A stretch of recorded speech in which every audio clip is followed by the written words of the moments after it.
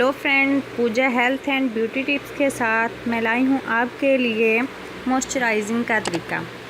और आज मैं आपको बताऊँगी मॉइस्चराइजिंग का तरीका और डीप क्लींजिंग का तरीका।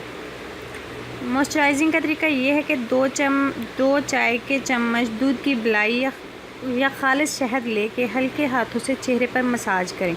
अगर आपकी जिल्द चिकनी है तो इसमें नींबू के चंद कतरे शामिल करके चेहरे पर मसाज करें और फिर किसी रुई या टिश्यू की मदद से चेहरे को साफ़ कर लें। और क्लीनिंग के लिए ये है कि खाने का 1 चम्मच दलिया और डबल रोटी या पापे का चूरा, जो हम पापे घर में इस्तेमाल करते हैं, इसका चूरा ले लें। इसमें थोड़ा सा दूध शामिल करके पेस्ट बना लें। अब इस पेस्ट को होंठों और आँखों के अलावा पूरे चेहरे पर लगाकर हल्का सा मसाज करें और फिर चेहरा साफ़ कर दें। इससे आप 8 दिन में अच्छा रिज़ल्ट पाएंगे। फ्रेंड, अगर तो आपने मेरे चैनल को सब्सक्राइब कर लिया है तो आपका बहुत बहुत शुक्रिया। अगर नहीं किया तो प्लीज़ सब्सक्राइब करें और हमारे टिप्स से फ़ायदा उठाएं। शुक्रिया।